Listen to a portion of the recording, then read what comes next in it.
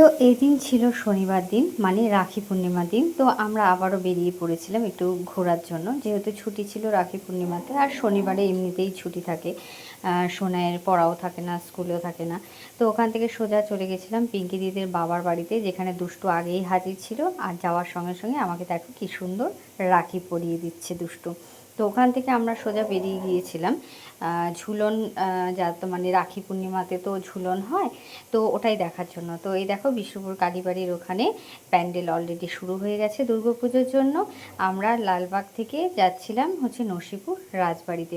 বুড়োদারা একটু পরে আসছিল, কারণ বুড়োদাদের একটা কাজ পড়ে গেছিলো।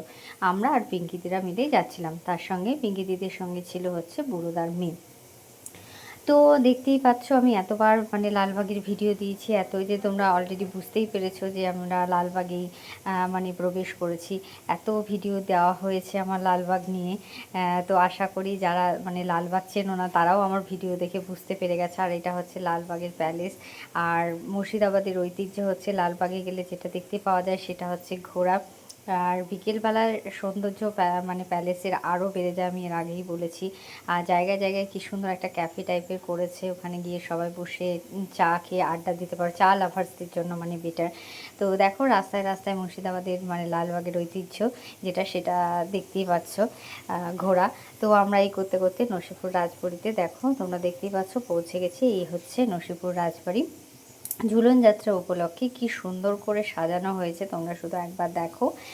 দারুণ লাগছিল। রাতে তো মানে সৌন্দর্যটা আরও বেড়ে গেছিলো, যেহেতু লাইট দিয়ে পুরো সাজানো হয়েছিল। তো চলো আস্তে আস্তে আমার সঙ্গে দেখাচ্ছি তোমাদের, পুরো ভিডিওটাই চেষ্টা করছি শেয়ার করার।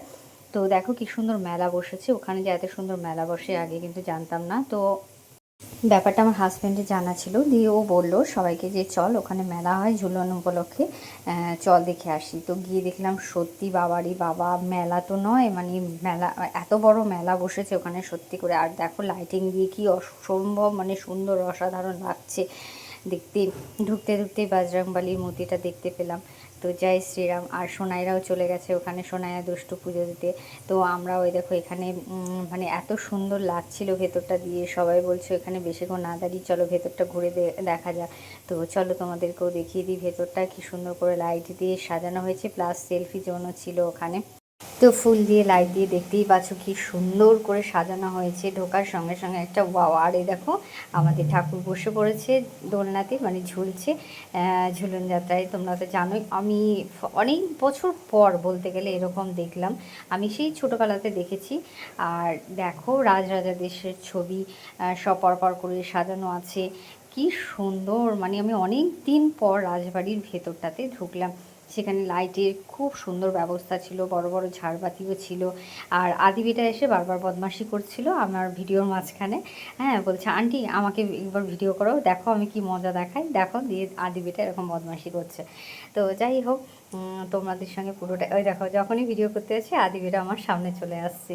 তো দেখে নাও রাজবাড়ির ভেতরটা কেমন সুন্দর লাগছে, তোমরা কিন্তু অবশ্যই কমেন্ট করে জানিও। এখানে কিন্তু এক একটা খোপের মধ্যে এক একটা দেবতা মানে রাখা আছে, যেখানে সম্ভবত পুজোও দেওয়া হয়, বরুণ দেবতা। তারপরে আরও অনেক মানে অনেক অনেক অনেক প্রচুর ওখানে দেখতে পাবে গেলেই তোমরা। বেশ সাজানো গোছানো আছে, এক এক দেবতা এক এক খোপে রাখানো আছে। আর দেখো বারান্দাটা ওয়াও লাগছে। আর সেদিন অনেকেই গিয়েছিল, যেহেতু মেলাও ছিল, ঝুলন পূর্ণিমা মানে রাখি পূর্ণিমা ছিল, তো সেই উদ্দেশ্যে মেলার উদ্দেশ্যে তো প্রচুর লোকের সমাগম হয়েছিল সেখানে। আর এদিকে আমার রাধারানী আর আমার কৃষ্ণ ঠাকুর দেখো কি সুন্দর দোলনায় ঝুলছে। আর এই দেখো আদিবাটা শুধু আমার সঙ্গে বদমাশি করেই যাচ্ছে। তো তোমাদের সঙ্গে ভিডিওটা শেয়ার করতে পেরে আমারও ভীষণ ভালো লাগছে। এত সুন্দর একটা জিনিস তোমাদের সঙ্গে শেয়ার করতে পারি, সত্যিই আমার খুব ভালো লাগলো। তো দেখো এখানে প্রচুর দেবদেবীর মূর্তি আছে। আর এখানে আমাদের দেখো লাভস বার্ডরা মানে দাঁড়িয়ে পড়েছে ছবি তোলার জন্য। তার বিঙ্গিদি আমাকে বলছে এই মেয়েটা না সত্যি বাবা, যেহেতু ছবিটা তুললাম। তো দেখো কি সুন্দর একটা পরিবেশ। তো আমাদের যেতে যেতে যেতে মোটামুটি মানে যেই টাইমে বেরোনোর কথা ছিল সেই টাইমের 1 ঘন্টা যেহেতু পিছিয়ে বেরিয়েছি, তো পুরোটা। আর বুড়োদারাও যেহেতু আসেনি, তো আমরা আবার বেরিয়ে এসেছিলাম, বুড়োদারা আসবে দিয়ে একসঙ্গে আবার যাব বলে। তো দেখো কি সুন্দর মেলা বসেছে, প্রচুর বড় মেলা, কিন্তু ভীষণ বড় মেলা বসেছে ওখানে। মানে এত বড় মেলা বসে আমি কিন্তু সত্যিই জানতাম না। আর মেলা যেরকম হয় 10 টাকা স্টল, 20 টাকা, 30 টাকা, 40 টাকা সেরকমই বসেছিল। তবে সোনাই এবার মেলায় গিয়ে কোনো রকম মানে কি বলবো, বায়না করেনি যেহেতু 3টে বাচ্চা একসঙ্গে ছিল, ওরা খেলাতেই মত্ত ছিল। তো ওখান থেকে বেরিয়ে সোজা যেহেতু সোনাইদের মানে বাচ্চাদের খিদে পেয়ে গেছিলো, আমরা খাওয়ার জায়গাতে চলে গেছিলাম। আর এখানে দেখো গরম গরম জিলেপি ভাজছে, মেলা মানে তো জিলাপি অবশ্যই। তো সবাই বললো যে চলো ভেলপুরি খাওয়া যায়, দুষ্টু বিশেষ করে বলছিল। তারপরে পাঁচকুড়ার চপ, মানে এইগুলোই নেওয়া হলো আমাদের জন্য। আর সোনাই দেখো ধরছে না, গরম গরম, আমি খাবো না বাবা, গরম গরম তাই করছে। আর এই দেখো আমরা সবাই একটা করে ভেলপুরি নিয়ে নিয়েছি হাতে, আর তার সঙ্গে পাঁশকুড়ার চপ। তো সন্ধ্যা অলরেডি শুরু করেছে, দেখতেই পাচ্ছ। আর বুড়োদারাও তখন চলে এসেছিলো। তো আমরা আবার ঘুরে ঘুরে চারিদিকটা দেখছিলাম। মানে নসিপুর রাজবাড়ির ঠিক পাশেই এটা রয়েছে। এটা কি মন্দির আমি ঠিক বলতে পারবো না, কিন্তু এখানেও বেশ খুব সুন্দর করে লাইটিংয়ের ব্যবস্থা করা হয়েছিল। এটাও মনে হয় রাজবাড়ি, আমি ঠিক বলতে পারবো না। তবে এখানেও বেশ সুন্দর করে লাইটিংয়ের ব্যবস্থা করা হয়েছিল, খুব সুন্দর পরিবেশ ছিল একটা। আর সেলফি তোলার জন্য মানে ফটো তোলার জন্য তো বেস্ট ছিল। অনেকদিন পর সবাই মিলে একসঙ্গে বের হয়ে বেশ ভালোই লাগছিল, কিন্তু তার উপরে এত সুন্দর একটা মানে পরিবেশ। এই দেখো এখানে গোপাল ঝুলছে, এত ভালো লাগছিল দেখতে বন্ধুরা, মানে এত সুন্দর করে সাজানো। আর এটা দেখো অনেক পুরনো একটা গাড়ি, যেখানে হাত দিলে 500 টাকা মানে ফাইন নেবে। হ্যাঁ, তো কোনো দরকার নেই, জাস্ট ছবি তুললাম, ভিডিও তুললাম, বেরিয়ে চলে আসলাম। তো বুড়ো দাদা এই করতে করতে চলে এসেছে। এবার আমরা, এটাও মনে হয় যতদূর সম্ভব একটা রাজবাড়ি আর মন্দির ভেতরে। এখানে না গানের আসর বসতো, মানে যতদূর সম্ভব শুনেছি। পরে একদিন ফাঁকা টাইমে গিয়ে ওখানে লোকাল কাউকে ধরে জিজ্ঞেস করে আসবো পুরো ব্যাপারটা দিয়ে, তখন তোমাদের সঙ্গে পুরো ডিটেলসটাই আমি চেষ্টা করব শেয়ার করার। কত বড় বড় ঝাড়বাতি তোমরা নিশ্চয়ই দেখতে পাচ্ছ। আমার আরেকবার মানে যাওয়ার ইচ্ছে আছে, ওখানে যারা স্থানীয় আছে তাদের সঙ্গে গিয়ে পুরো কথা বলে ব্যাপারটা আমি জেনে আসবো, দিয়ে তোমাদেরকে জানাবো। এত সুন্দর মানে আমার লেগেছে ভীষণ। আমার তো ওখান থেকে, আমার কেন, বিশ্বাস করো ওখানে যারা যারা গিয়েছি তাদের কারোরই আসতে ইচ্ছা করছিল না, এত সুন্দর একটা পরিবেশ ছিল। আর আমার তো খুব ভীষণ ভালো লাগে এরকম ধরনের একটা পরিবেশে, মানে যেখানে ভগবান থাকবে, যেখানে মানে কি বলবো, মনের অশান্তি দূর হবে এমন একটা জায়গায়, যেখানে গেলে মানে সব চিন্তাই যেন ভুলে যাওয়া যায়। তো আমরা ওখান থেকে সন্ধ্যা যেহেতু হয়ে গেছে, সবাই বেরিয়ে এসে গঙ্গার ধারে দেখো বসে আড্ডা দিচ্ছি।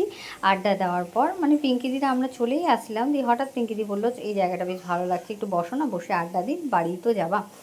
তো তারপরের দিন ছিল রবিবার দিন, মানে আর পরশু দিন মানে তারপরের দিন ছিল সোমবার, মানে শেষ শ্রাবণ মাসের সোমবার। তো দেখতেই পাচ্ছ কত ভক্ত মানে মূর্তি নিয়ে তারপরে মানে জল ঢালবে বলে বাবার মাথায় সব প্রস্তুতি নিচ্ছে।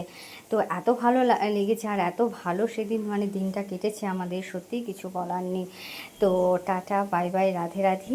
আশা করি তোমাদের ব্লগটা খুব ভালো লেগেছে, আর ভালো লাগলে অবশ্যই একটা লাইক, কমেন্ট, শেয়ার করে দিতে ভুলো না। তোমাদের ভালোবাসায় আমাকে আরও এগিয়ে নিয়ে যাবে। তোমাদের ভালোবাসার জন্য আমি অপেক্ষা করছি। আর দেখো কি সুন্দর করে সব সাজিয়ে বাবার মাথায় জল ঢালতে যাচ্ছে। আমি ফার্স্ট টাইম দেখলাম, তোমরা কে কে এর আগে দেখেছো তোমরা সেটা কিন্তু মানে অবশ্যই আমাকে কমেন্ট করে জানিও। সবাই খুব ভালো থেকো, সুস্থ থেকো, নিজের যত্ন নিও। টাটা।